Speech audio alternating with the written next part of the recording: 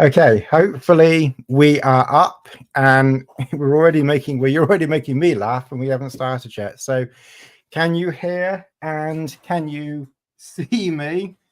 And I'll hunt the dog, not the spoon. So hopefully you can see and hear me. If you can just comment below that sound and picture is okay. Or he's putting his disco bumps.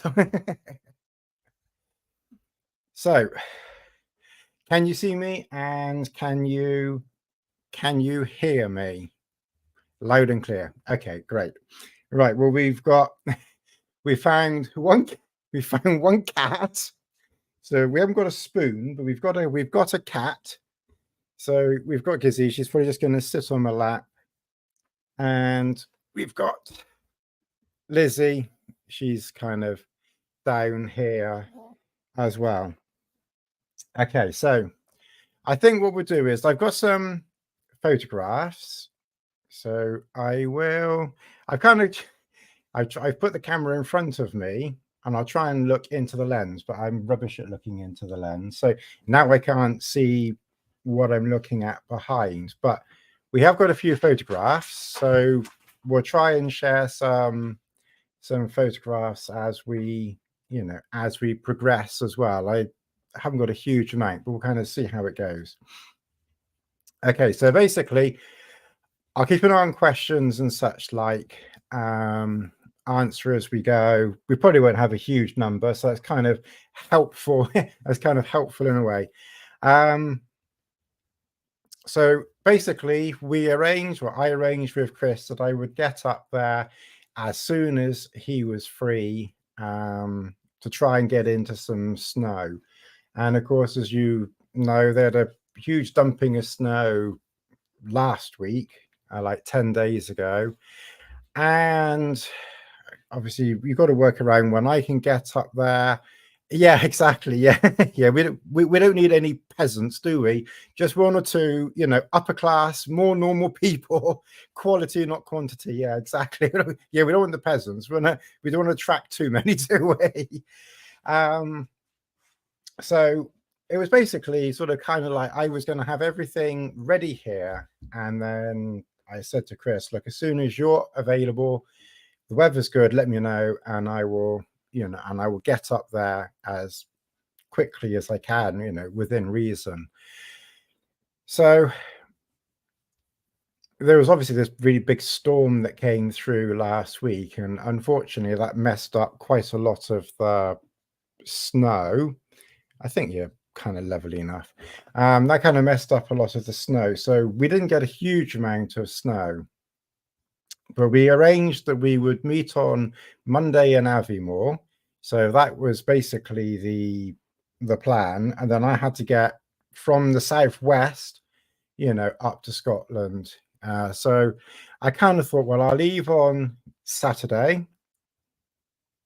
And I got to T-Bay, Westmoreland, Penrith services Saturday evening, and then on the Sunday I did the rest of the journey up to Aviemore so that I was there first thing on the Monday morning. So we arranged that we would meet lunchtime on Monday. Chris had a few business arrangements and such like, so we kind of met. Hello, Craig. We kind of met, and Simon and Lee and Craig and me. And basically, so like I said, Chris had a few business engagements to sort out. So we met about 2:00. So we were already running a little bit late. So we had something to eat, cup of tea, and we kind of got going around about, I don't know, I think it was about 3:30 by the time we actually left Aviemore. And then I followed him and we parked the car in the car park near Glenfeshie. Excuse a few sips now and again. So we set off we got to Glenfeshie, and when I went up, originally I packed, and I'll do a video on this as well. Basically, when I went up, when I was planning to go up, the forecast was very strong winds high up. So the original plan was a low level camp, and then maybe we would try and walk up up a slope that's the opposite side of the downwind slope, and see if we could just find some snow or something like that.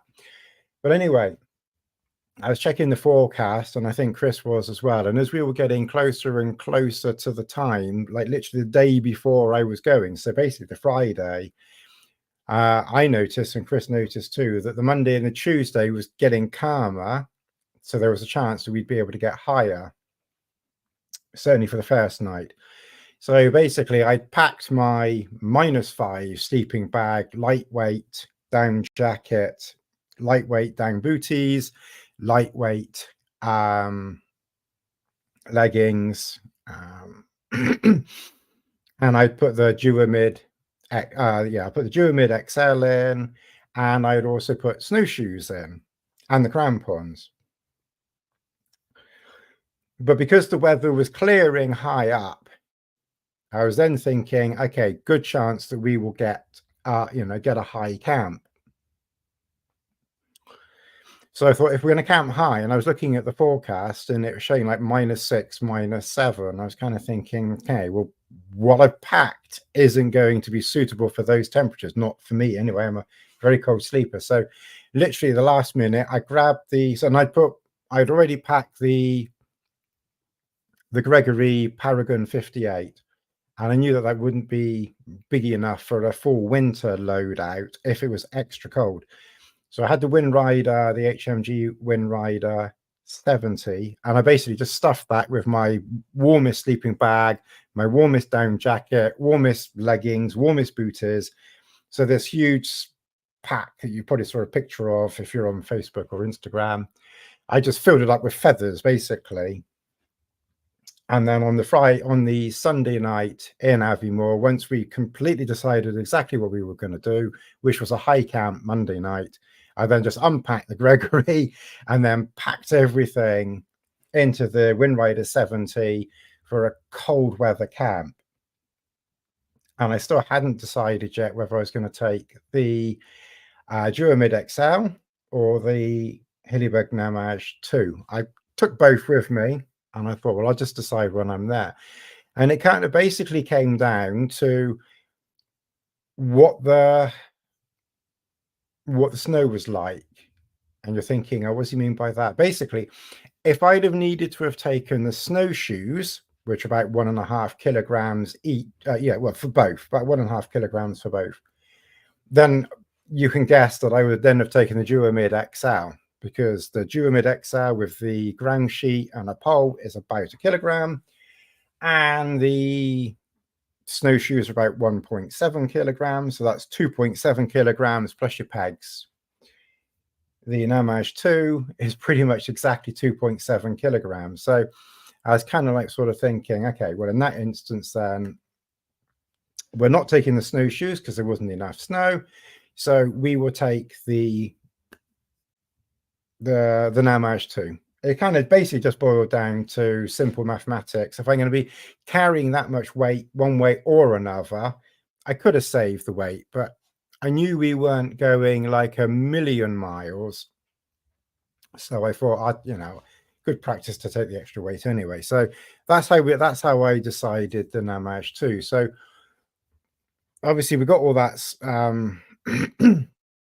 sorted out at the cars, and we got going about 4 o'clock from the car, bearing in mind it's dark about 5, and we had about a 4-hour walk ahead of us. So we set off, and when I'd met Chris during the early afternoon, I'd basically had I was wearing a different jacket.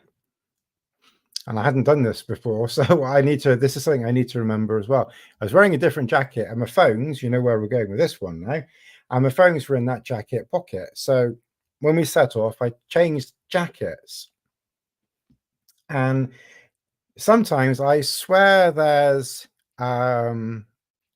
is there a delay now on the video? I don't know. The only thing is, what I will just say is you should be seeing this on YouTube, and it should also be going to Facebook as well. If you want a timestamp, because I don't know what time I started, but basically it's 7:42 exactly right now. So 7:42, 5 seconds, 7:42, 10 seconds, if you want a timestamp on that. So we got walking, and I swear sometimes I've got an angel on my shoulder.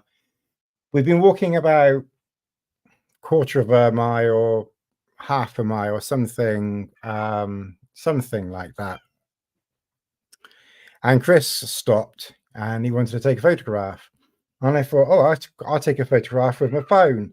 And as soon as I thought I'll take a photograph with my phone, I immediately knew that I hadn't picked the phone up.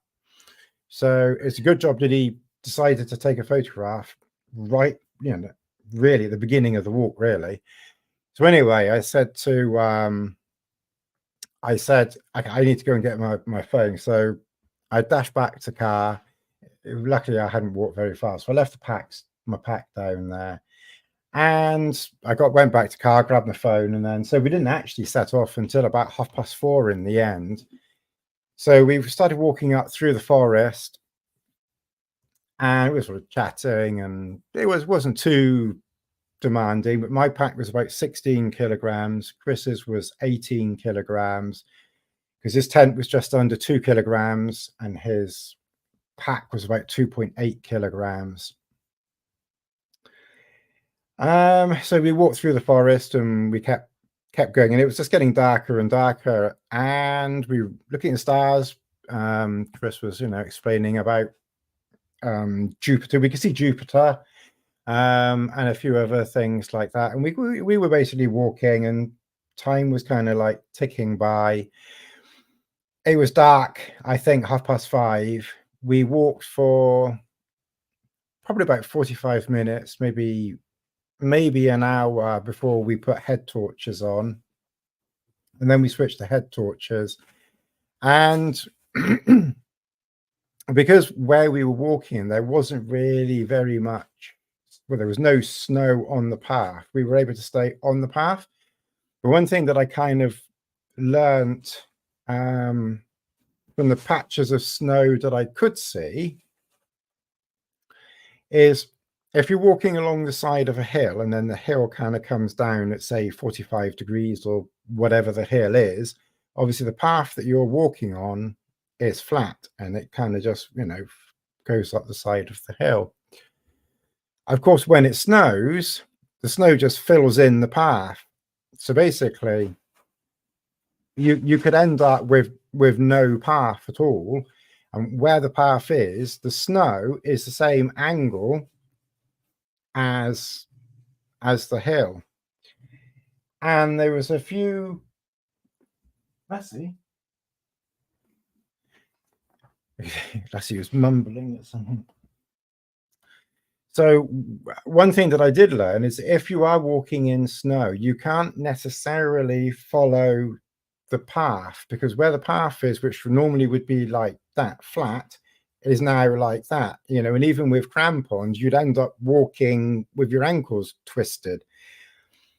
So it's quite possible that, if there is a lot of snow, that you would have to pick a different route, not necessarily over the path. So either your crampons, or you could just walk in the snow if it's not too slippery. And we'll come to slippery snow in a minute. Or you could wear snowshoes and just, walk around the valley, up a different way to get to the top and where you want to go. But for the most part, the path that we were on was clear. Well, it was like 60% clear of snow as we were getting higher. There was one bit where the snow was covering the path, and then the edge of the path, there was some grass. and then the other side of the grass was more snow that was going down. I didn't, because this was nighttime. This is probably about 7 o'clock at night now. It was pitch black. We were under torchlight, so I didn't film any of this. The first that I filmed was once I was in the Namaj. We set everything up. I got into the Namaj, and then I did some recording. So there was about that much of grass with a bank of snow coming down to it that side, and then there was another bank of snow going down the other side, and that actually just disappeared into nothing. It wasn't until I'd gone past it that I realized quite how iffy that was. And I think if it had been daylight, I'm not sure whether I would have stepped across that, because Chris actually tried to step across. I did get past, but Chris tried and he couldn't do it. And like I said, with hindsight, I probably wouldn't have done it if I'd have realized quite how the snow just below me, just like I said, it just went down into nothing. And the grass was like about that. So it's kind of like walking like that. Oh, that's clever. It's even focusing on my hand there. And it wasn't very far to walk like that. It was like 4 steps, 2 meters, 1.5 meters. It wasn't very far. I got past it. It was okay, but I wouldn't do it again, I must admit. So, like I said, I got past it. Chris started to go, but with his heavy pack on, he didn't feel that he could get across. So he ended up walking up the slope, which luckily was just grass. And then he started to go across the top of the slope, maybe about 30, 40, 50 meters up the slope. So I carried on up the path, and I went up the path another, I don't know, 500 meters, something like that. And then again, it came to the point where the snow just came over the path and then just down the other side. Although here, it didn't just disappear into the abyss, but it, I wouldn't want it to have slipped there, because you would have slipped 20 or 30 or 40 feet before coming to a stop. So I wasn't going to go on that snow. By this point, I kind of thought, I'm not walking on that. So I looked to the other side of the path, and the snow was pretty much bizarrely only on the path. And I said to Chris, why is the snow only on the path in places? And of course, when the snow lands, the path is below, because obviously you're walking on it all the time. The path is a little bit below the hill. I kind of, if you've walked on a path out there, you know what I mean. And so of course the snow lands on that. It melts everywhere else, but because there's more snow on that bit, it doesn't melt all there. So I saw a narrow bit of snow to get over to the other side of the path and then up the grassy bank. So basically, I very carefully, the snow itself wasn't slippery. So I've just very carefully stepped across the snow because I didn't want to slip anyway. So I got to the other side of the snow, and then I went up the grass bank. And then Chris came over to me and he said, are you on the path? And I said, no, I couldn't walk on the path because the snow had covered it. So we basically sort of carried parallel going up the hill, parallel to the path. And then, of course, because the path was going up, we were walking along the side of the hill, and kind of the 2 points met, and then we got back on the path again. So anyway, we carried on. Eventually, we got to the top of this hill.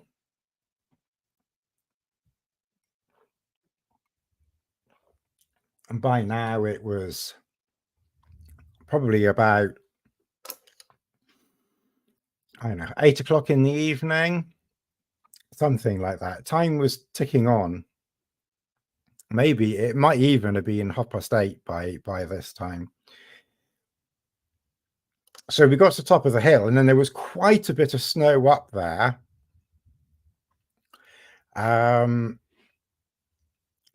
what I'm just going to do, I'm just going to, if you got comments, just put them down there. I'm just going to cover them up just for the moment, but put them there, and then I'll check them now and again because I see them, and then I sort of look over, and then I'll keep doing what I'm doing, but put your comments there, and then I'll have a look at them in a minute. So I'm not ignoring you. So we got to the top of the hill, and then basically we were looking for a camp, and there was patches of snow everywhere. There was patches of grass everywhere, and we were basically kind of on the path. And I said to Chris, where approximately are we, thinking of planning? And I think he wanted to get down to the river or the brook that was going down. And I was looking at the mapping on my phone. And of course, I was trying to be clever, and it's not really a very good idea when you're walking with Chris, to be honest. But I was trying to be clever, and I was kind of like sort of thinking, well, if we want to camp by the brook, then it would kind of be like a good idea to kind of go that way a bit to get to the top of the brook, and then kind of just follow the brook down. That was kind of my thought process, and I think Chris wanted to go more to the middle part or the lower part of the brook. I guess because he was thinking there was more chance of somewhere to camp there. But I knew we didn't want to go to the bottom of the brook because looking at the mapping, the contour lines were very close together. Therefore, it was very steep. So I knew we wouldn't be able to camp down there. So because in my mind, I was sort of thinking, let's head over to the left a little bit because we want to head over to the top of the brook. And Chris was more thinking, no, we need more the middle of the brook, or maybe even a little bit lower down, because I think he was also thinking that the top part of the brook will be frozen. There won't be any water there. There's snow, maybe not a huge amount of snow, probably enough to melt. And I'm sure that his thinking was, let's aim for sort of the middle of the brook, then there's more chance that there'll be flowing water that we can collect water. That's my thought process of why I'm thinking that he wanted to go that way. But my mind was still sort of thinking, no, I want to go to the top of the brook. So of course, then at that point, I was looking at my phone, not looking at the snow that we were walking on. And we didn't have crampons because the snow that we were walking on, it was quite crunchy snow. So it wasn't slippery. But what I hadn't taken into account, and obviously I'll remember next time, is yes, there might be snow and it might be crunchy for walking on. But occasionally on that snow, if you're not looking properly at where your feet are going, that snow can suddenly turn into a small patch of ice, usually around some bits of grass. I'm guessing for some reason, maybe by bits of grass, there's more chance that the snow melts with a bit of sun on it and then refreezes. I don't know. But anyway, I was heading towards this grassy bit, and I was looking at my phone, and then the next thing, I just slipped down smack bang on my left knee, which is a knee I'd already fallen on about 3 years ago, locally, bizarrely, and kind of hurt it then. And it's kind of got better, since then. But I smacked straight down on the ice with my left knee. How I didn't swear, I don't quite know. Maybe it was because Chris was there. I don't know. And then, of course, straight away he was, you okay? And I said, and I must admit, my first instinct is, no, I'm not effing okay. I've landed smack bang on my knee that I did not want to be landing on. And of course, I knew immediately that I wasn't going to be able to get up straight away, because it did sting. I have to say, it did sting. And I was lying on ice, and I was like, sort of my first thing, and it shows that my mind was thinking, because I'd been looking at the phone, I had a glove on one hand and no glove on the other one. And the first thought process that I was having was, I need to get my other glove on, because I didn't want my hands to get cold. So I was looking, and I couldn't find my glove. Anyway, straight away, I my phone had fallen in the grass. I mean, it's literally slipped right next to the grass. So my phone had fallen in the grass. So I picked the phone up, put that in my pocket, and I think Chris sort of said, "You're going to have to try and get." He was very gentlemanly, you know. He made every effort to try and help me. He just sort of watched me struggle to get back up again. Anyway, I sort of thought, well, I'm gonna have to get up myself anyway, because there's not really. There was no way he was going to get over to where I was, because I was right in the ice anyway. So he would have ended up flat on his backside too. And I had to get up myself anyway, really. So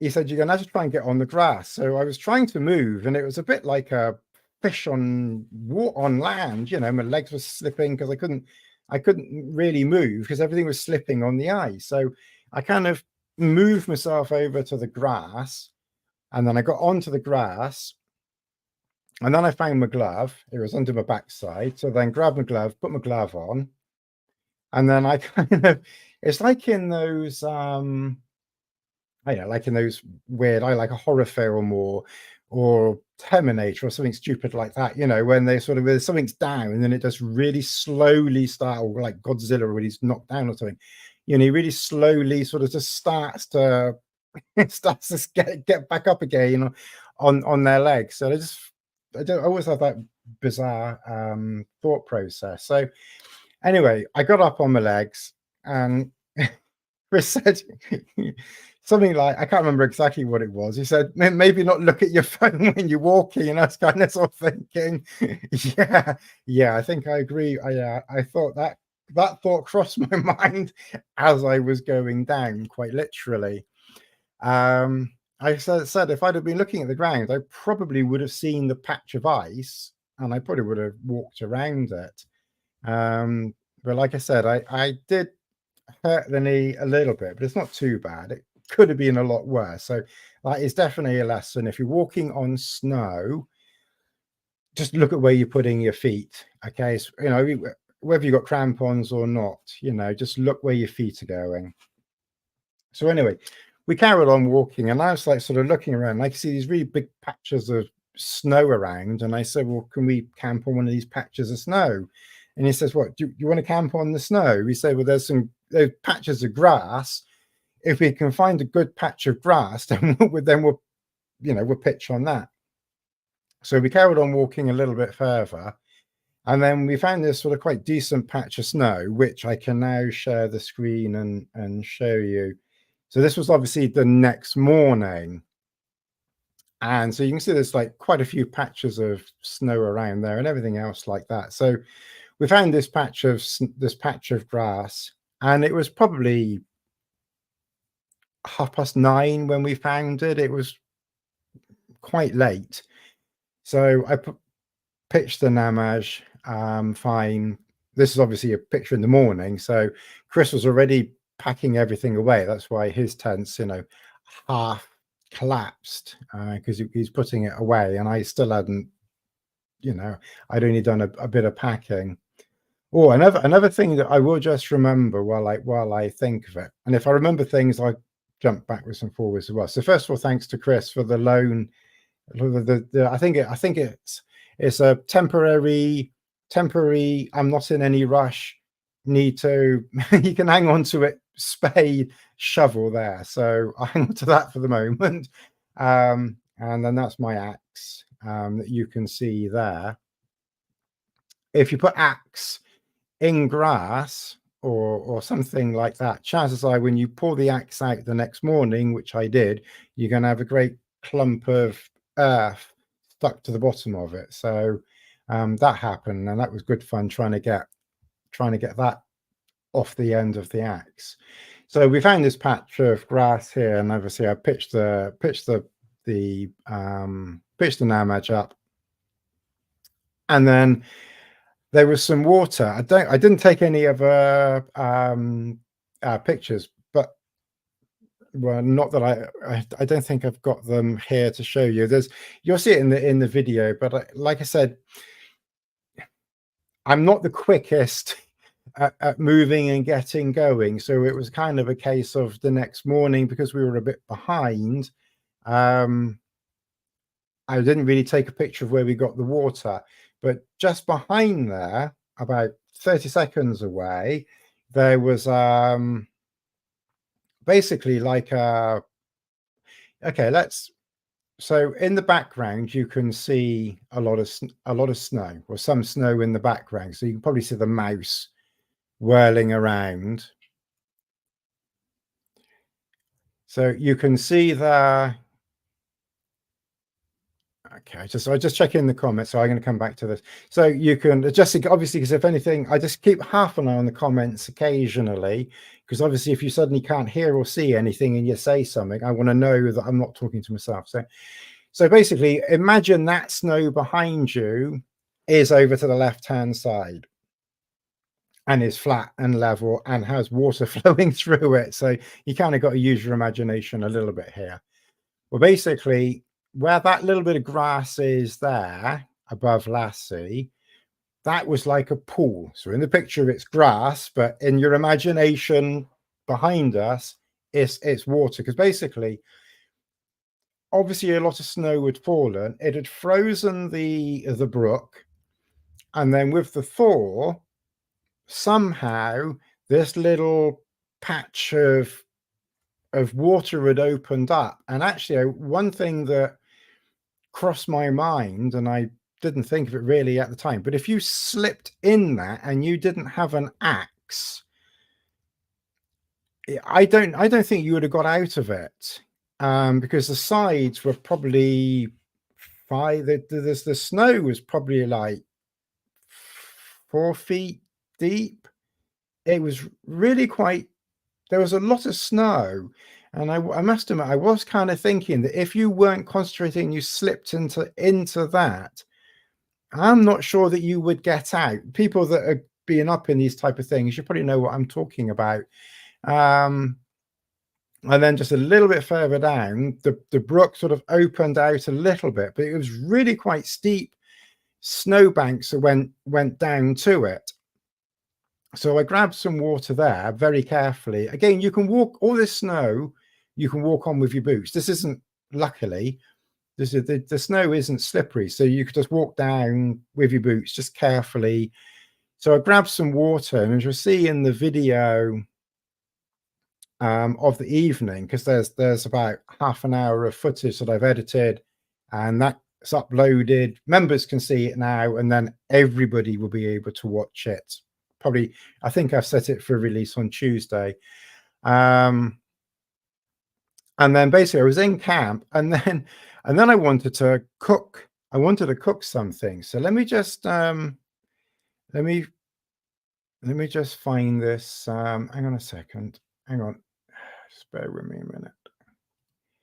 Let me just close that. Now so that's that one there.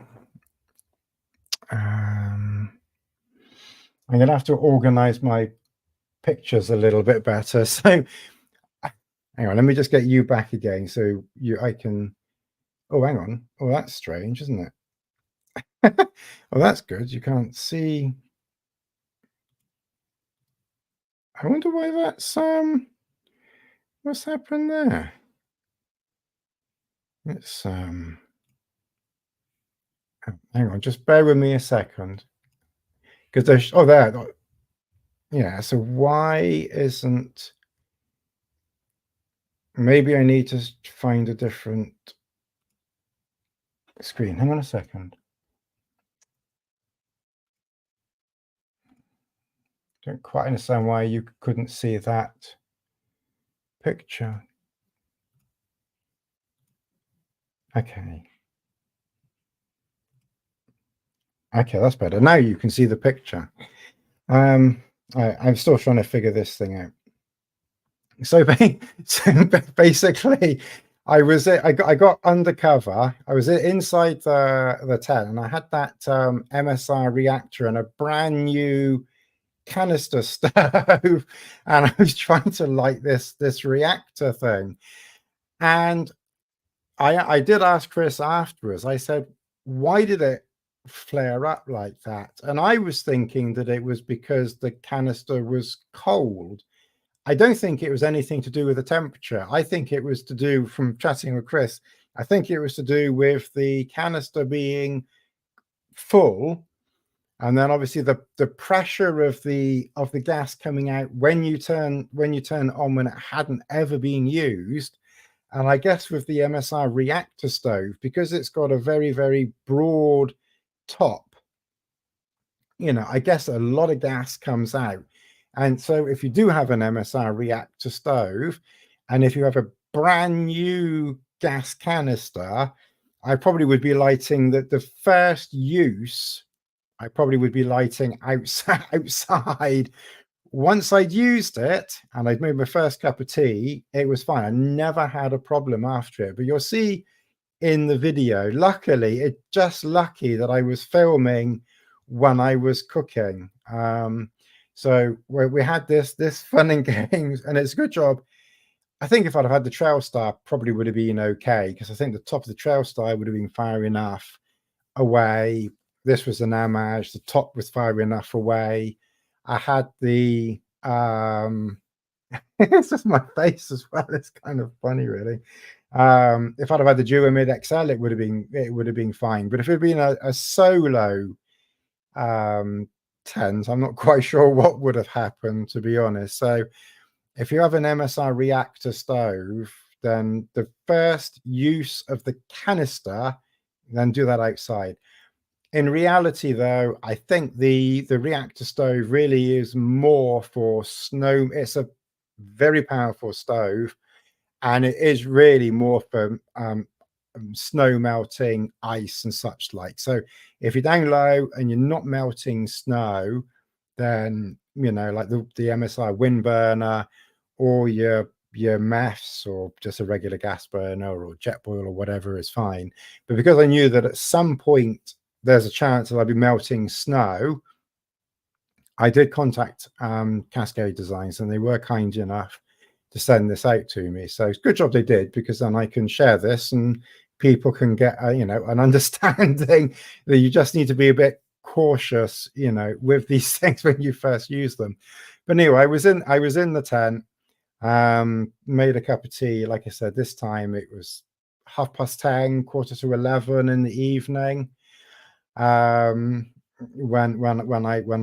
I was doing this, I went down and I got water. I couldn't get very much water the first time, so it's another reason why I'm actually sitting up, because normally I'd be in the tent, in the sleeping bag. But because I couldn't get very much water the first time, I thought better to just, let's get some food in me, have a cup of tea, and then I'll go and get some more water in a minute. It's already late enough. So before going, I deliberately, I know it cost me a lot, but to me it was worth it. That's the PhD Rondoy jacket.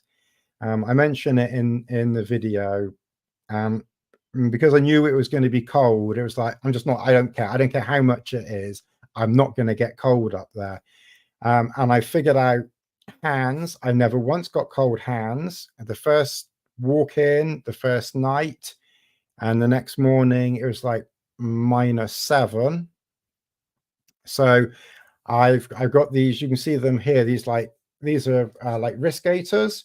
So they kind of go around the thumb, and then kind of like around, like to that far there, and then they come up about that far there. And I basically just wore them. I didn't even take them off at night, even when I was sleeping. I just left the things on. And yeah, I think that made a really, really, really big difference. And I had my thinner power stretch gloves on, and then when I was putting the Namash 2 tent up, then I put some thicker gloves over that, plus I put that jacket on, and I was very, very, very cozy, warm. I was never cold on this trip. If you see my other videos in the Peak District and even Dartmoor, and I was saying that I had cold feet, my feet were getting cold, I used those Equilibrium, the La Sportiva Equilibrium boot here. Now, if you remember, I wore that boot to the Peak District, which only went down to like 0, maybe -1. And my feet were cold. And what I put it down to was 2 things. One, I had a super feet in, but it was quite a thick super feet. And my original thinking was that by putting a thicker super feet in, it would give more insulation from the ground. And I also had a regular darn tough trekker sock on, hiking sock, that kind of comes about that much up from the ankle, something like that, not really very far. And I did contact Darn Tough, but they wouldn't send me anything. So luckily, I know a friend Dave, he owns the Gorge Outdoors in Cheddar. So if ever you're down Cheddar, pop in to Gorge Outdoors, say hello, Dave. And I said to Dave, look, I really need some Darn Tough socks. Can you get some in for me? So he got them in for me. He usually gives me a couple of quid off. So he got those for me. And then these are the knee-high socks. So they literally go to about that much below the knee. So that kept the entire bottom part of my leg warm. They're like a boot sock. And then before going, I'd also had this thought about those super feet. So I've got the carbon super feet, which is a very, very thin super feet, the opposite of what I'd put in for the Peak District. And I was kind of like sort of thinking, well, you want the sock to fluff up as much as possible. And I was kind of like sort of thinking, with the super feet being too thick, maybe the sock wasn't fluffing up enough. So I put a carbon super feet in. Plus another thing that I did, and I don't know if it made a difference, but it quite possibly did. You know, the foil, the really, really, really light foil, aluminium foil that you wrap your sandwiches up in. Well, I got a piece of that. I cut it to the shape of the super feet, and then I put that under the super feet. So it didn't take up any volume at all, because it's like probably like 1 millimeter thick or something. So I put that under the super feet, because any silvery will reflect heat up. And I was walking in snow in -7. There wasn't a breeze, but it was -7 when we were walking. And I never once had cold feet. And I never once had cold hands. A few times my fingers were cooling off. So I did put a second pair of gloves over the top of the first pair. And a couple of times I put my the waterproof mitts over the gloves that I was wearing. So that was just giving a little bit of extra wind protection and insulation as well. But with these different combinations, and I just had my normal layering thing on. So I had a t-shirt, I had my mountain equipment arrow shirt. Then I also had the Rab Vaporize, and then a Paramo jacket over the top of that. So in total, 4 layers, and I just wore that the entire time, and I was fine with that. That was very, very comfortable. I was very warm like that. And then the only time I obviously put the jacket on was in camp.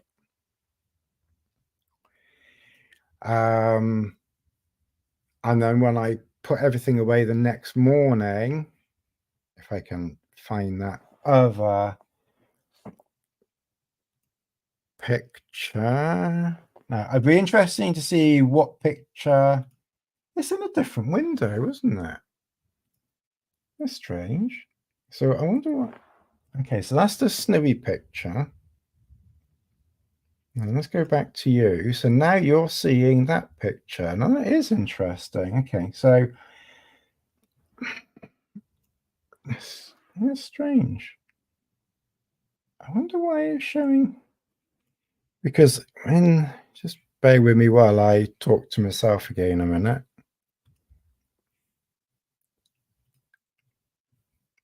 Because that's that picture there, which is the snow picture, but you're looking at that picture. I wonder if I've got it in a different place or something. It's very strange. Just bear with me 1 second, because you're seeing flames. I wonder how oh, hang on. Share screen. Bear with me. Yes, it's two different windows. And if I do that, now you're looking at the snowy picture.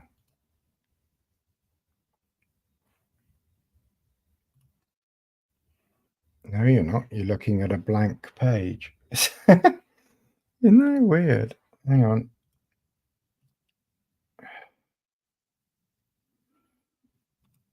Share screen. Window. Oh, hang on.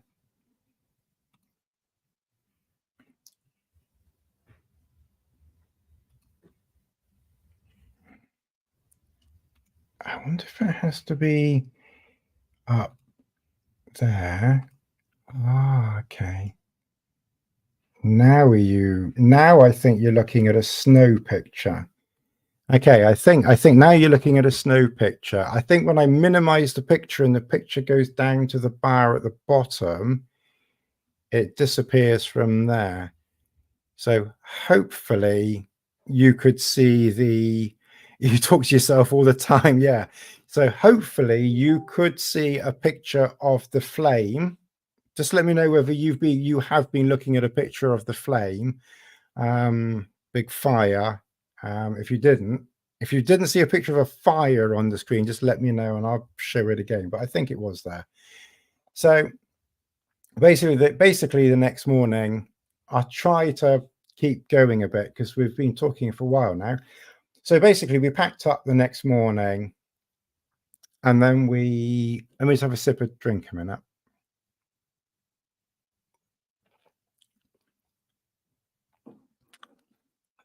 You've been looking. Oh, that's okay. I thought you had seen it. I thought you had. I think somehow when I minimize it down below, that's when it changes.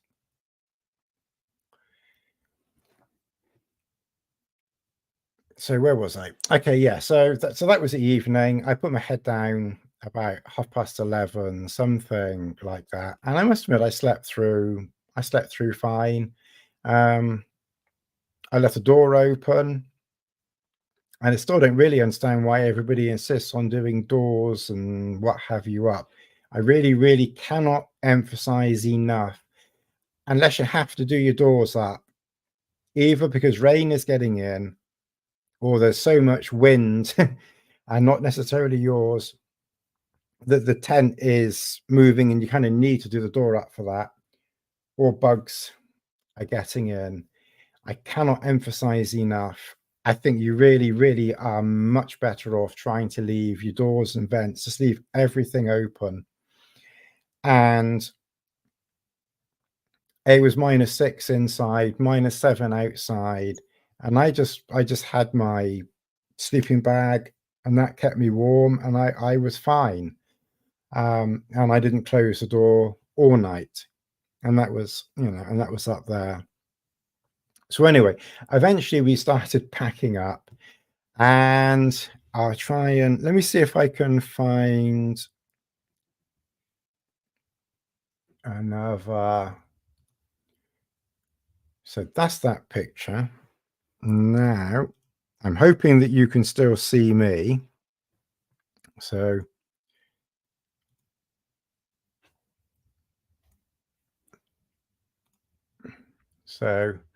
we packed up and basically the next day we had 2 nights, but of course because we got there late the first night, I just did a bit of filming in camp.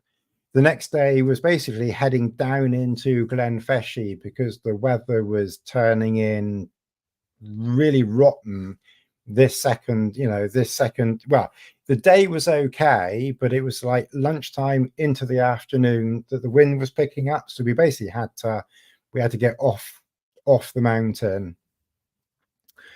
So this was another time. I don't know how well you can see it, but you can see this is the path here, where Lassie is kind of there. But you can see that the snow kind of comes down at I'll say 45 degree. It's not really 45 degree, is it? It's more like there, probably like 25 or something. But obviously the path would have been flat, but you can see that when the snow lands on it, the path effectively disappears. And obviously if there'd have been more snow, there wouldn't have been a path. There wouldn't have been a path to walk on. And then you can see this bit just ahead of Chris, where there's that bit there where the snow actually goes to the edge of the path, and then you have to walk on that bit of grass down there, to get around the snow, because obviously where we had to walk in snow, obviously we were walking in the snow, but where we could avoid it, we were avoiding it. But then you can see this huge bank of snow coming down here. Well, obviously there it's perfectly safe because there's plenty of grass to walk on. But you can kind of imagine if that was all icy or something, you'd have to be very, very careful walking on that, because if you slipped, then you'd end up going down that bank of snow there. And if I remember rightly, there wasn't really very much beyond that bank of snow other than a lot of down. So, it really does open your eyes and your mind up to quite different conditions and such. Like I'd never really sort of thought before seeing it that the path would get covered by snow. I was kind of like sort of thinking, well, the path would still stay flat, but the path, it literally just disappears. So I guess if the path had gone, we probably wouldn't have been walking down that way. We probably would have had to have traversed across the top of it and down. You'd have to get a different way, because you wouldn't necessarily be able to walk that way. As you can see, once you're further down, then the snow disappears anyway. But when we were walking across the top, we were on the path, and then this was the second time when I slipped on the ice. Again, it was in a safe area, but this time we were on the path and there was snow, and I could see that some ice was on the path just ahead of me. And it's a bizarre thing, really. I don't quite know why I did it, but I walked up to the ice and I was kind of sort of thinking,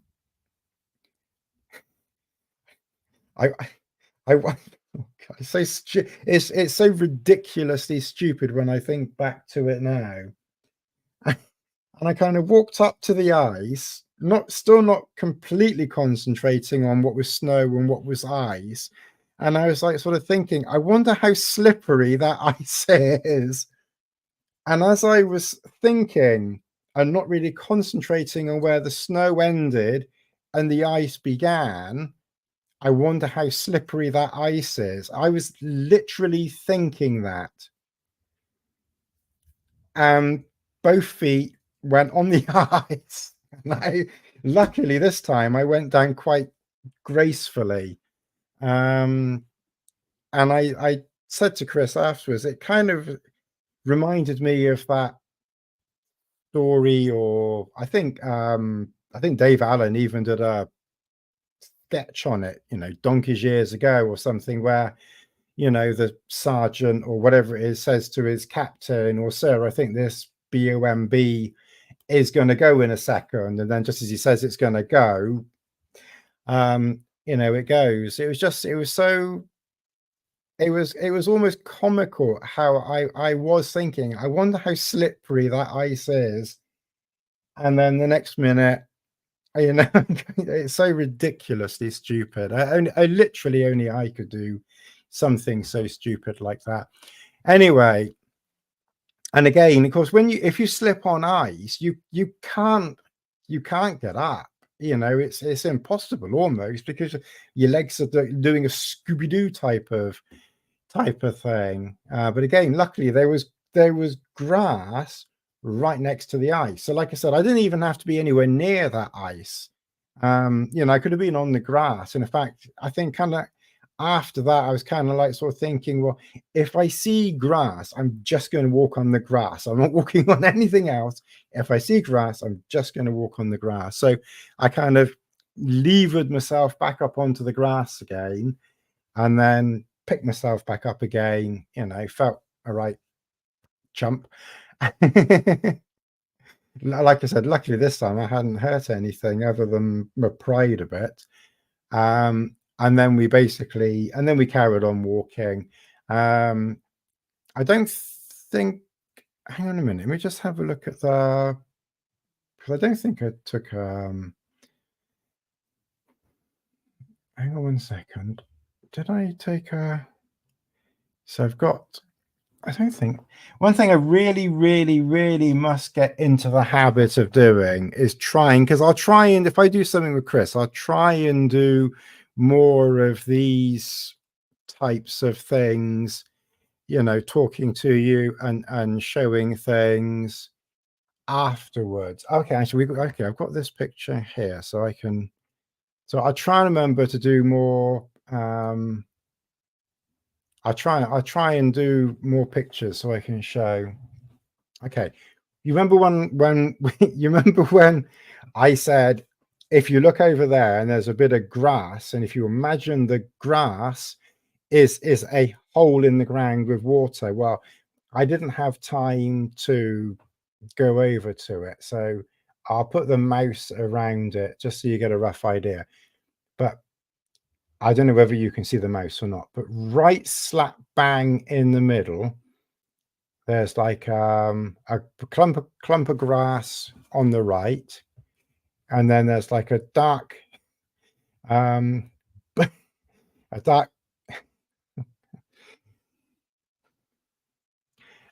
backside type of hole in there. I'm trying to keep it as clean and sensible as I can, in the snow right there.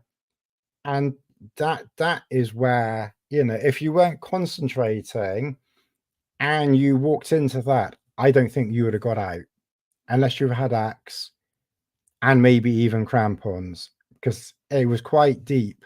And then the water just in the background, just there again, I don't know if you can see the mouse, I don't know if you can see the cursor or not, but that little line there, that is where the brook carried on, because basically the water was coming down sort of from here on the right hand side of the picture, sort of somewhere down there. So that's snow covered water there along there. So I think the water was kind of coming something like that, but it was obviously frozen there, then it was open there, then it was frozen over here, I think. Actually, no, I think that bit over there was something else. No, I think that's the water going through there. I think that's water going through there, and then that bit there, I think it was either that bit there or that bit there, anyway, can't remember. Was where you could go and get water.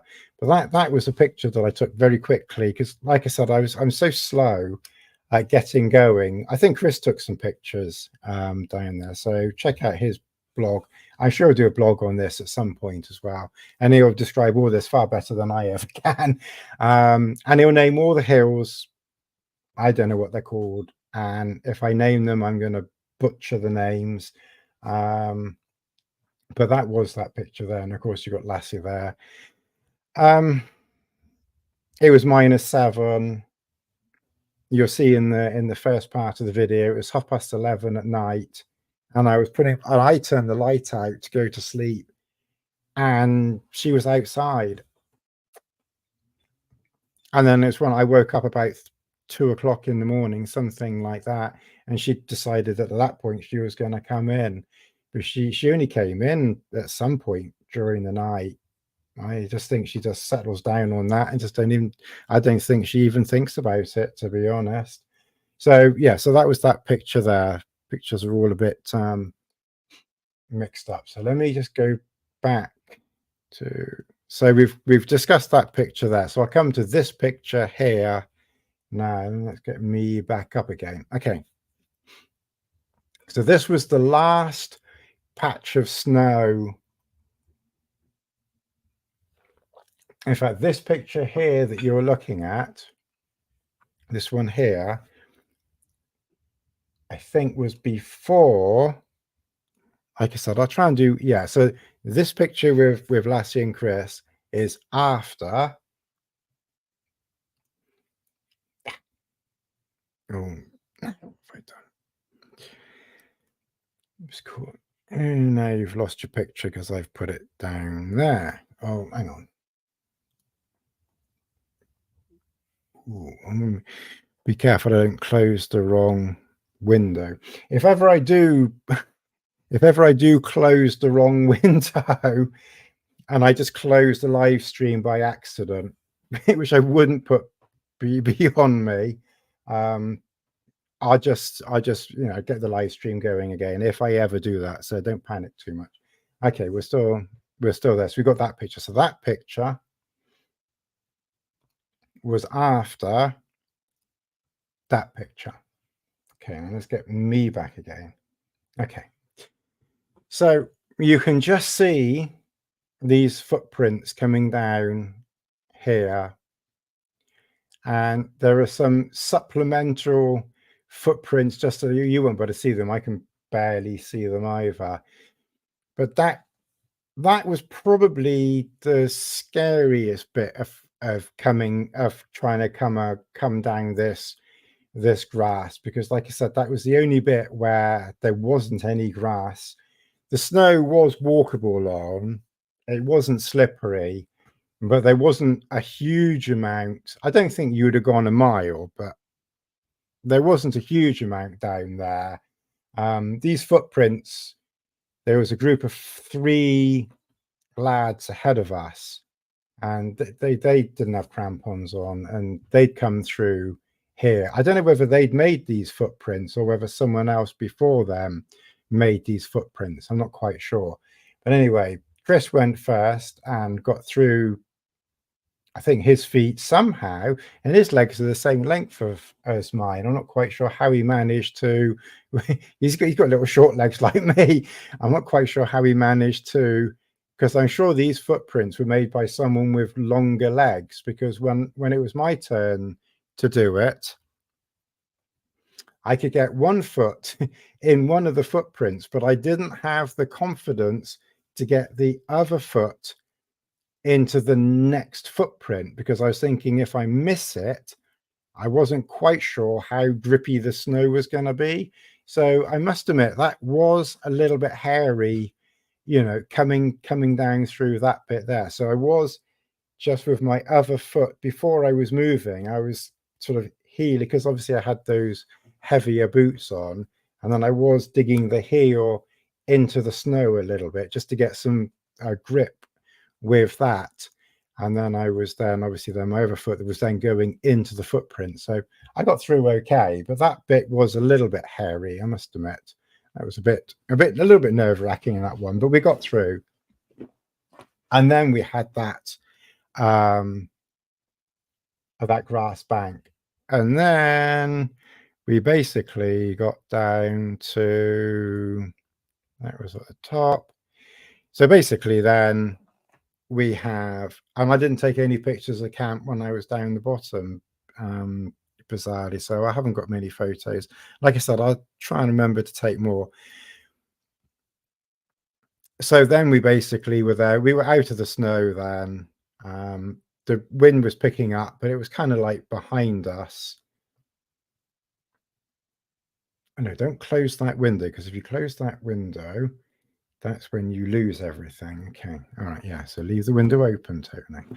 Okay, yeah, so then we saw that up there, and Chris said that he'd walked at some point in the last 10 years or something.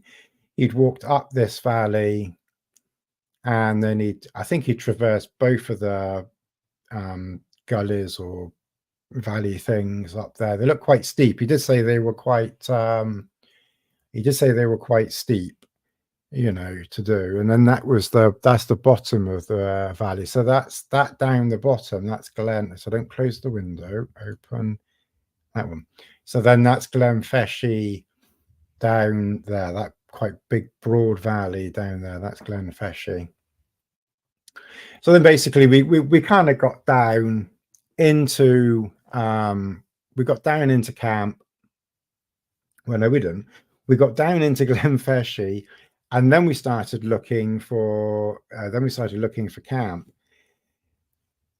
People that know Glenfeshie, they will know that the person who owns Glenfeshie now is like a billionaire or something like that, and he doesn't need money, so he's not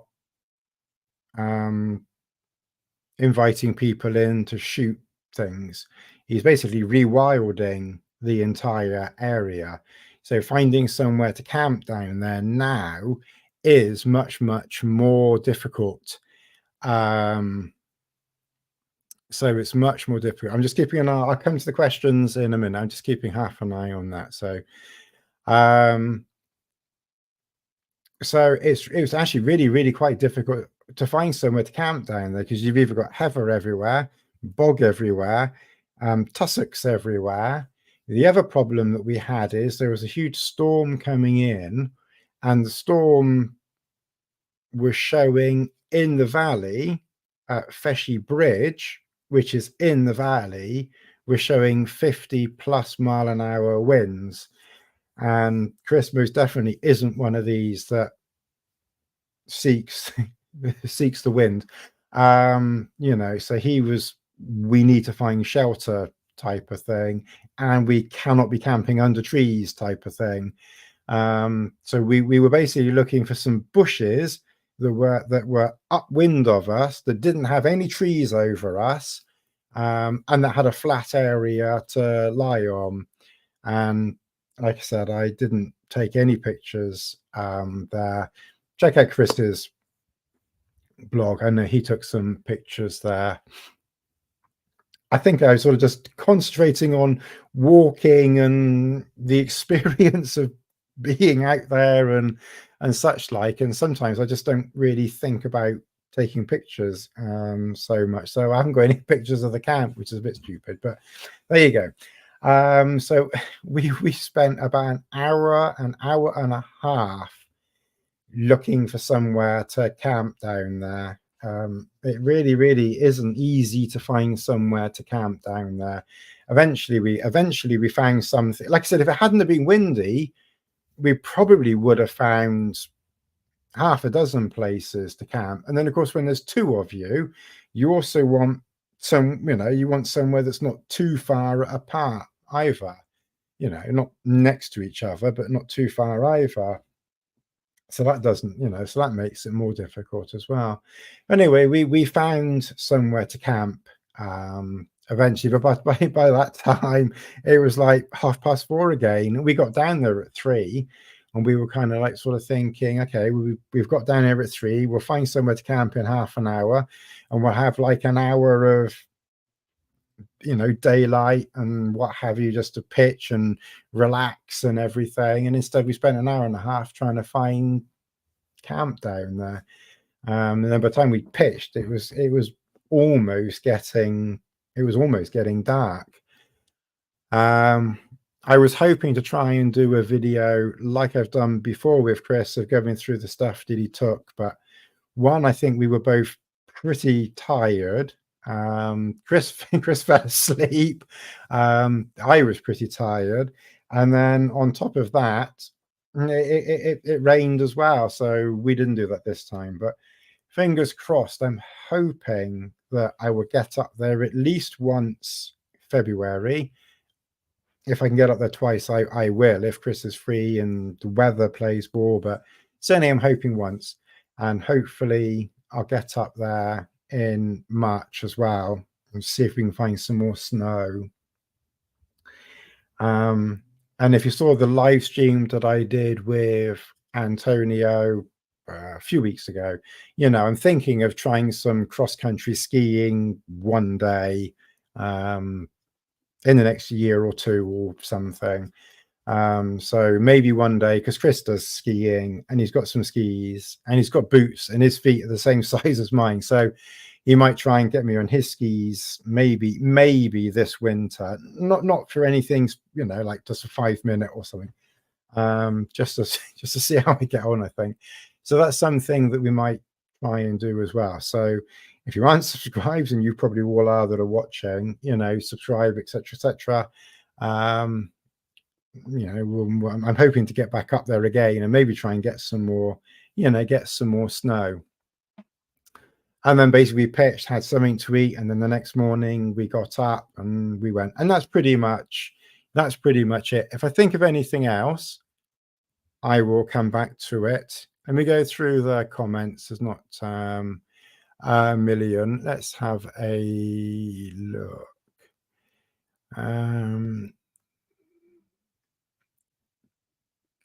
Great to see the yeah, I still got the logs. I think the logs will probably stay there. They haven't moved. It's the same logs. I think they'll do me next winter. I thought I would get through, because there's 200 behind me, and because I got a 400 load, so it's 40 bags or whatever they are called of 10 logs. So I've got 20 bags behind me, which is 200, and then I put the other 20 bags, the other 200, in the lounge. And I was kind of thinking that I use them in the lounge first, and I was thinking that if I use about 3 a day ish, that I will get through them. But I must admit, I haven't put the fire on as much as I thought I had. So I think that will do me next. I think that will do me next winter. Kind of reminds me a bit of these bizarre thoughts come into my mind. But if you ever saw A View to a Kill, James Bond with Roger Moore, and when the lorry with all the explosives drives past, and Roger Moore says something like, "That's next year's." It's weird how I remember some bizarre things from films. Hi Tony, we'll go out camping in the wild with my son. Are Garmin watches really a must-have if you are lost? No, but obviously if you've got a phone with mapping, then that's all you need. And if you've only got a map and compass, then you just need to keep a very, very close eye on your map and compass. But you certainly don't need a watch. I got it, and I must admit, I don't really use it so much for navigation.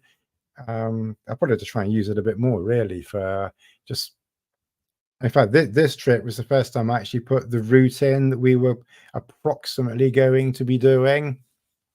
I just like it. But no, but like I said, if you've got your phone with mapping, then that's more than enough, really. The only other thing is, like I said, if you've got a map and a compass, just keep an eye on where you are.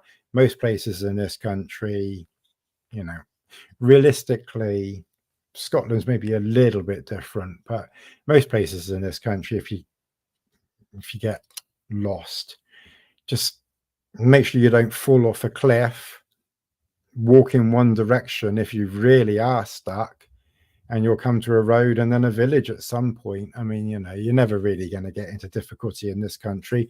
Just make sure you've got plenty of food, shelter if necessary, because obviously if you're out, and you do get mislaid, just make sure that you've got a bivvy bag and enough clothing that you could get into the bivvy bag at night. Save calling the search and rescue out. Just get in your bivvy bag overnight. Yeah, it won't be the most comfortable, but if it's winter, you should have a bivvy bag anyway, especially in this environment, even if you haven't got a tent.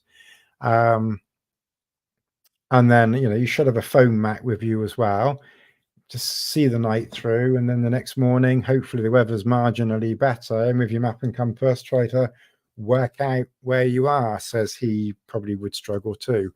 But like I said, most phones have got mapping on them now, so you can pinpoint your where you are with like that. So it's not that you definitely don't need a watch anyway. Just map and compass is the main thing. Evening Bugsy, if you're still there. Evening Vinny. I think that's my other friend Chris. Malcolm Donna's fantastic adventure, Tony. Any idea how many miles you clocked up? I think we did about 13 kilometers the first day. I think the second day was similar. If you just bear with me, I will be able to tell you exactly. So the first one was the 29, 26. So the 29th. So it wasn't that far. It wasn't even that far. No, it wasn't that far. So 5 miles was the first one on the 29th. So up to camp was 5 miles. I thought I saw. And so 5 miles and 2,500 feet of climb. So it was basically, I don't know what you can see, but basically that, because I did put I've got the route, to show. So basically it was uphill from the start pretty much all the way to the finish. So that was the first day, and then so it was 29. So the next day was a bit further. So when we were having to get back down into Glenfeshie, it was 8 miles. And probably the reason why it was 8 miles is because we were walking around in circles down in Glenfeshie trying to find somewhere to camp. We probably must have walked a mile or two in Glenfeshie.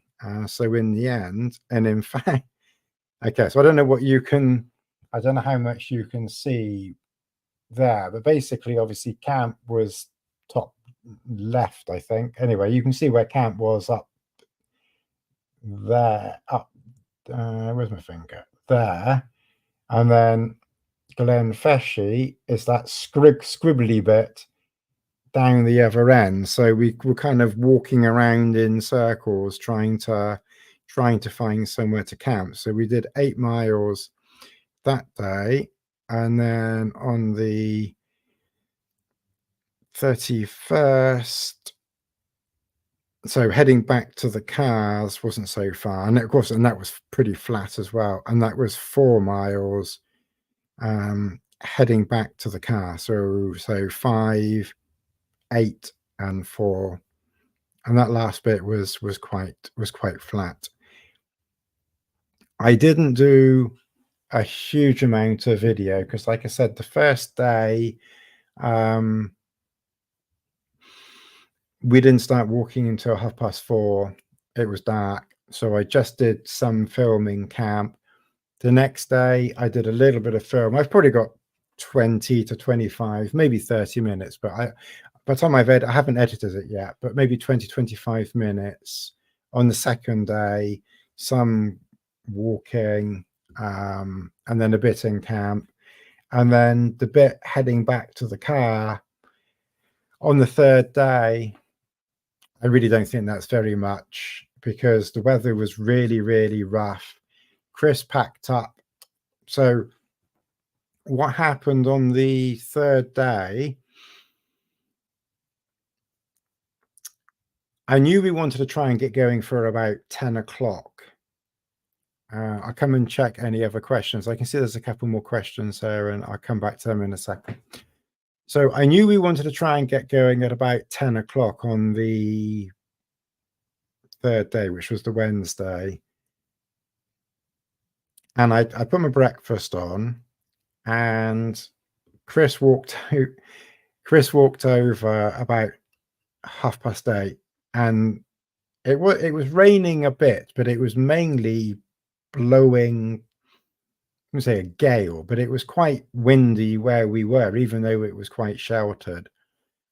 In the Namaj, I was reasonably well protected, but he had a one man tent, and he wanted to have his breakfast, but he didn't want to set his stove. He didn't want to light his stove with the tent blowing so much in the wind, and we were quite close to the Boffey in Glenfeshie. So he packed everything up and went over to the Boffey. That was about 8:30, 8:45. I finished my breakfast, made another cup of tea, and then I kind of packed up as sort of, as efficiently as I could after he'd gone. And I think I got over to the Boffey about 9:35 or something like that. And I just packed. I didn't do any video there. I just packed and got going, basically. So we had a cup of tea in the Boffey, and there's a toilet near the Boffey as well. So that was kind of, it's an outside. If you know the Glenfeshie Boffey, then you know what I'm talking about. It's got an outside toilet, but it's literally like a hole in the ground, and I did need to. I won't go into too much detail, but I did need to go. So I went over to it, and you kind of, it's kind of one of those where you sort of stand, put your feet on the foot marks, and you kind of squat down, and you kind of hope that your exit point, as it were, corresponds with the hole in the toilet, as it were. And you kind of know that you are in the right place when you when you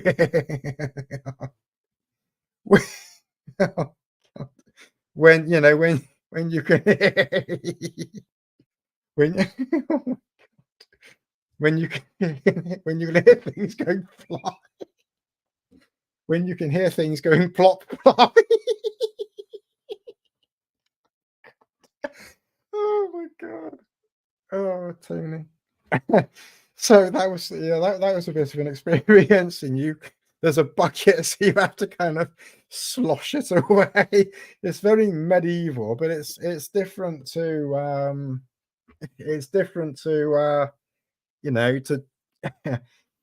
having to dig a hole or something. So anyway, I did that, and then we walked back to the car, and then there was another bit.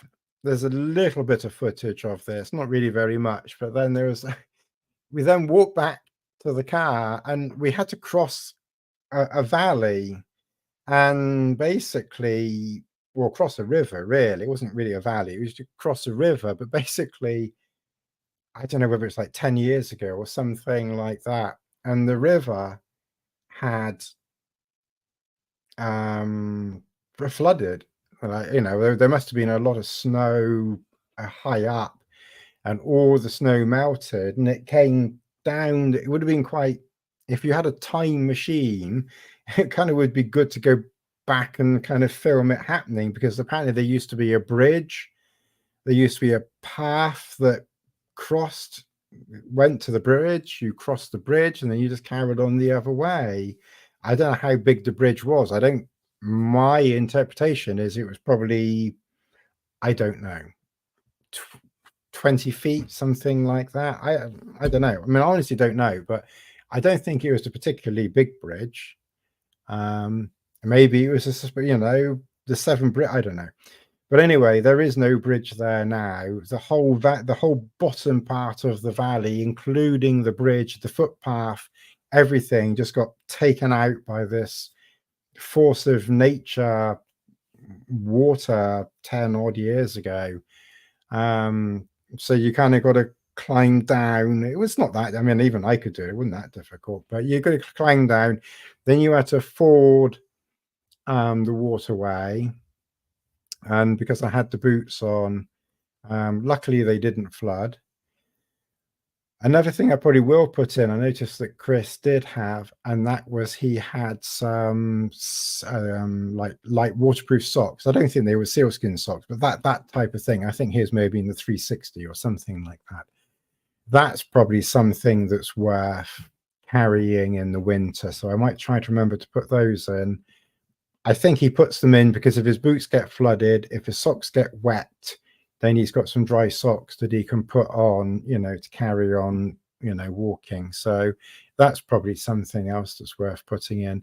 And then it was just a general walk back to the car.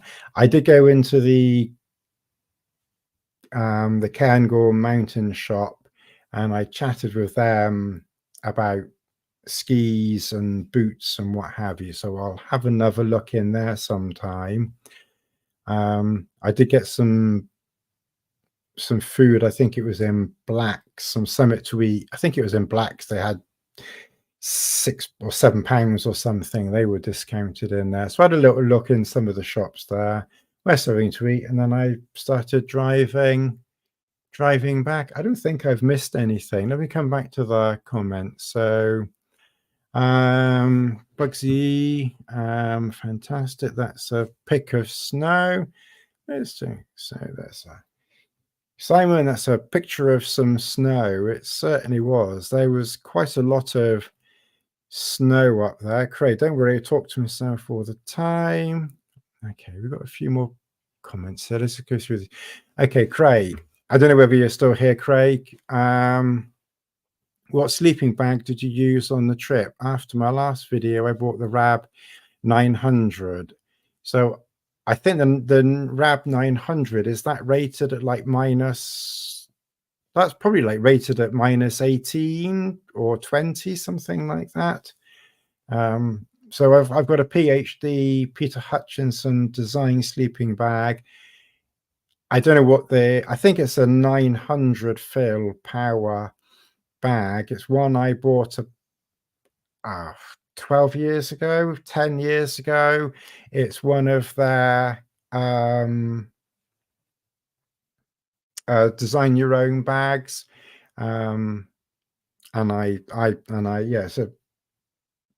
basically I just decided, I just went through the design your own bags. They were marginally cheaper 10 years ago, but basically it's probably equivalent to 900, probably equivalent to that. It's minus 21. It's wide because I like to have enough room. It's got a neck baffle. It's got a hood. So it's a hood, it's a neck baffle, it's a short zip, it's got double baffles on the zip. It's rated at minus 21 and it's about 1.2 kilograms. It's really lightweight for its size and its temperature rating. Like I said, though, I'm a very, very cold sleeper. So, I mean, I was very comfortable in it with like 3 layers of clothing, -6 inside. And I was very, very comfortable. And I didn't even put a hat on. Amazingly, I didn't even put a hat on. And I had the door open to the tent, remember? But I did have, because I had the Rab Vaporize, I put the hood of that up. So to keep my head warm, I basically just put the hood up, and that was enough to keep me. And I was very, very warm. I don't think I would be warm enough in minus 21 in it. I am a very, very cold sleeper, but that was the sleeping bag that I use. I watched the video back so Rich Mountains. I watched the video once I finished cooking. The video's not out yet. Obviously, if you're a member, you can watch it at any time, the first part, but I will release it. Basically, what I try and do, I try and get all the videos done. And then, of course, the problem is, though, if I release them all at the same time, you're going to have like 3 videos back to back. So or like one day, next day, and next day. And I try to spread them out, a little bit. So what I tend to do is I tend to upload the video once it's ready. And then the members can just look at it whenever they want to. And then basically they then just get everything that it just gets released then, every few days or something like that. So you will see it. You don't have to be a member to see the video. They all get released. Although sometimes with the members, I might do like outtakes or something sort of separate, but that's different. That's not the video itself. Bimble with Bruce. Yeah. Of course, with the camera just there, I can't read it. Greetings and salutations, everyone. Hope you're all okay and keeping well. Sending positive vibes to all and to you too. Rich, what is your go-to luxury wild camping kit? Mine is fiber pile socks.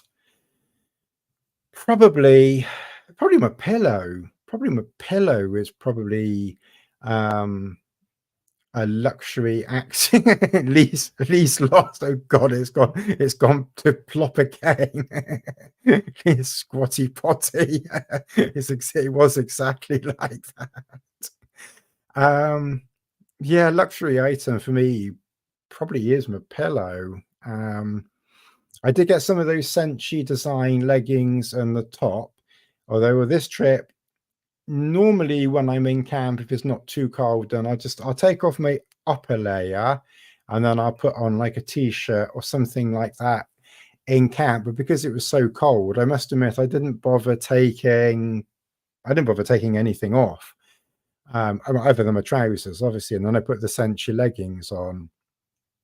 But I wouldn't really classify them as a luxury wild camping thing. Power banks. I took one power bank, but again, I wouldn't, I suppose you could argue that a power bank and your phone is a luxury item because you don't need to take it, but and that's I would say my pillow. I don't really take luxury items, and I like to have what I need more than anything else.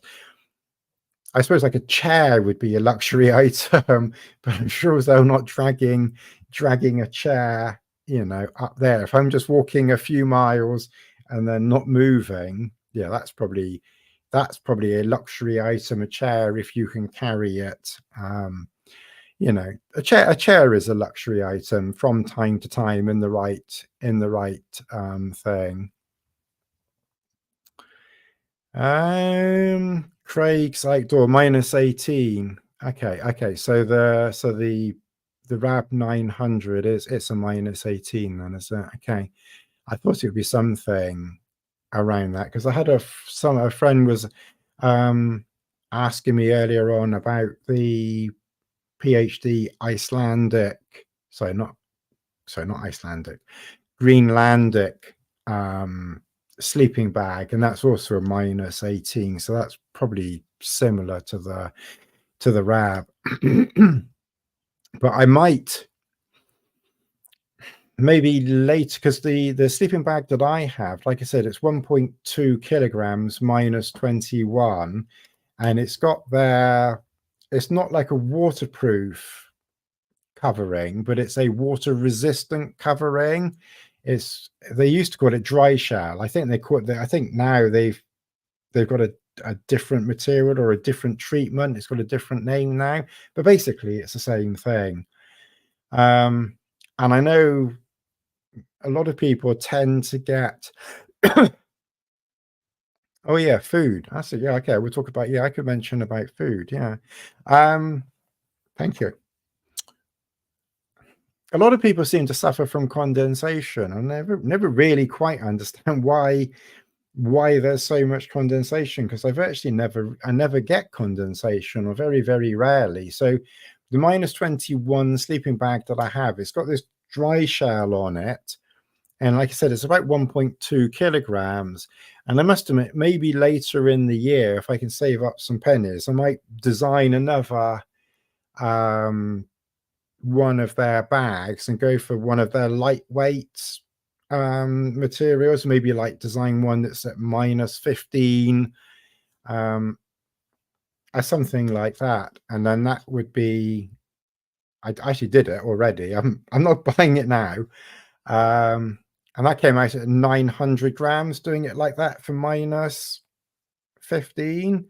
and that's like 300 grams less than what I've got now, and that would probably do me for quite a bit of weather. You know, and that would definitely save, you know, a little bit of weight, and it would probably pack down a bit smaller as well. So, you know, I might be tempted to make one of those up, but you know, they're ridiculously expensive. So I won't do that until later in the year, if I even do it. Did you cook one of Tony's magical meals, or did you go dehydrated? Well, the first night with the you know, with the massive bonfire that we had, I'll see if I can find that picture again, because it is ridiculous, isn't it? There it is over there. So I did more food this can you see the picture? Yeah. So basically I got into camp, and like I said, it was about 10:30. This is obviously a still screenshot from the video. So I got into camp, I did a soup first, and then after doing the soup, I thought, okay, now I need to have a meal. So I dehydrated around Christmas time turkey, roast potatoes. Obviously, the roast potatoes I cut up into small pieces. So I dehydrated turkey and roast potatoes. And at some point around there, I also dehydrated some broccoli. So the first evening I had broccoli, roast potatoes, and turkey, which I rehydrated. And I ended up, actually, I was quite full because it was so late. It was quite filling. So I ate about, it was a lot as well. You'll see there's a huge, about 3/4 of that 1 liter pot, about half or 3/4 of that pot was filled up with with turkey and roast potatoes. So it was Tony, that's absolutely a cracking picture. That could be used on a Christmas card. Yeah, that's true. Yeah. Oh God, Skizzy. She's always jumping down. I was editing earlier on, and of course she jumps down. She jumps down, and if the hello, hang on, just excuse, go away. Hello, hello. Yeah, you're gonna kiss my nose, are you? That's very nice, thank you. You're live. Yeah, you wanna say hello to everybody? Hello. I haven't seen you all for a long time. I'm still here. Oh, that's my nose. Thank you. I always wanted my nose sandpaper. Oh, thank you. Oh, lovely. Thank you. You've distracted me now. What are we talking about? Oh yeah, food. Yeah. So I had that the first night, and can you hear her purr?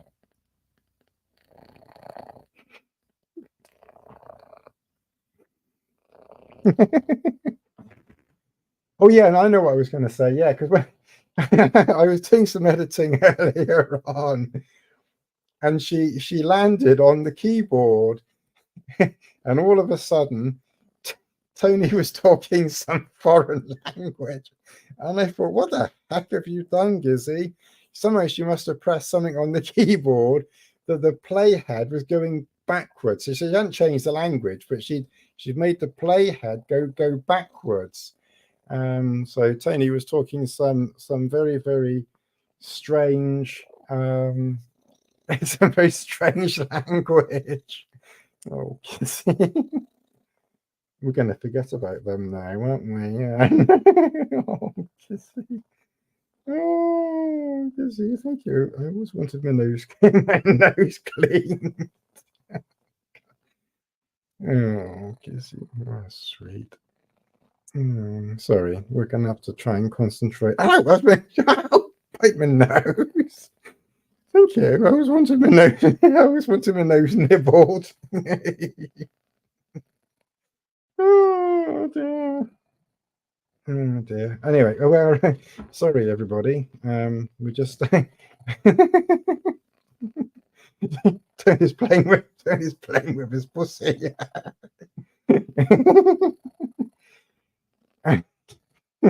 Tony can't leave his pussy alone. Tony's pussy's enjoying this a bit too much. Oh God, oh dear. Yeah, so I had that to eat the first night.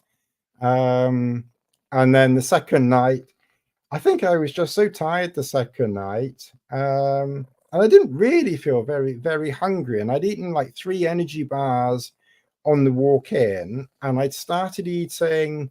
I always take some Ritz biscuits with me, and I started eating the packet of Ritz biscuits. And basically, here comes the smut. And basically, I was eating the Ritz biscuits, and I just munched through them because I did make. So I have got some dehydrated. Oh, what's that Scottish food? Whatever that's, whatever the Scottish tatters and neeps and haggis. Yeah. So I bought a haggis in supermarket, and then I dehydrated that. I didn't have any mashed potato. I forgot that. So haggis. We remembered at the same time. So I was going to have that, but I didn't have it in the end. So I'll take that next time. But yeah, that's pretty much everything from this trip. Like I said, there isn't that much footage. I'll try and do a bit more next time. But it was like one evening, then it was walking off the mountain, and then basically the next morning it was just packing up quickly to get out with the wind and head back to the car. But we will do another trip. We will do another trip, hopefully with some more snow soon. What do you reckon? Are you going to bite my nose again? Oh, thank you. I really wanted my nose cleaned again. Oh, Kissy. Oh, Kissy. Oh, we're going to have to get going, aren't we? I think we've kept everybody. How long have we been waffling? Nearly 1 hour 40.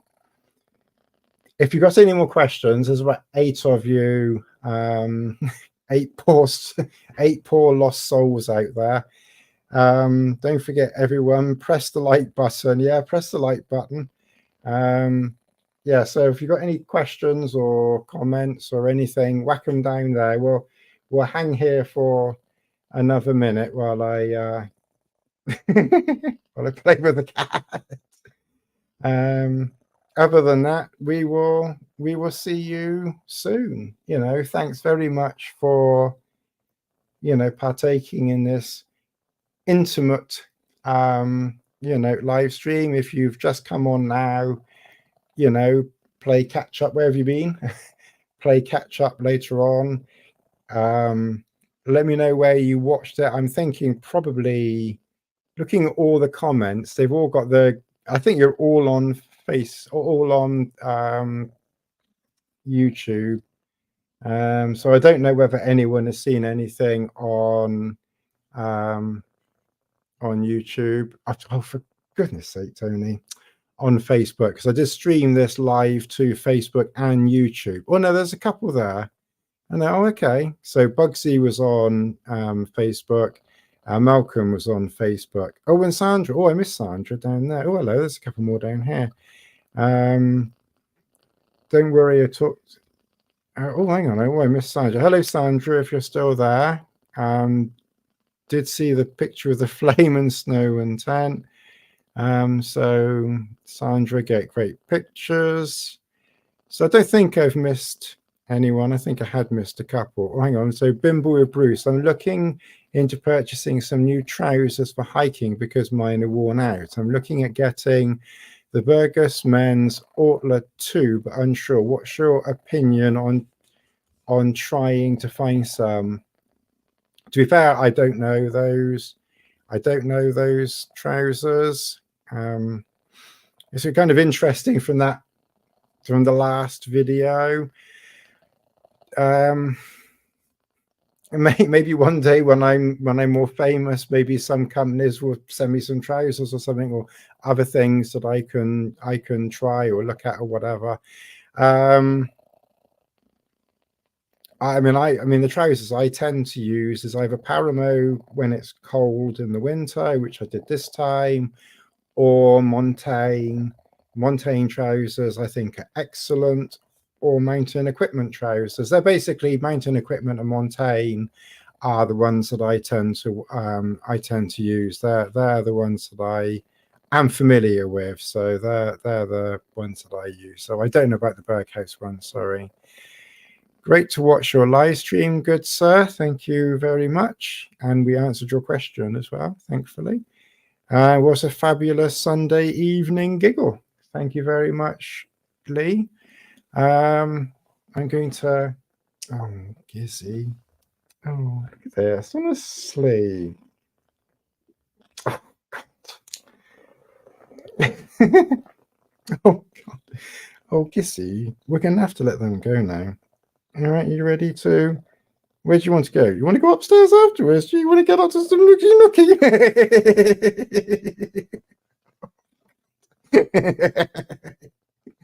The smut's always there. It never goes away, does it? I think people only watch this because we're the tube hub here with a tube hub, aren't we? All right. Okay. All right. Well, thank you very much. I'm getting attacked. Ow! I'm getting attacked by Gizzy here. Look at that. Look at this daft cat.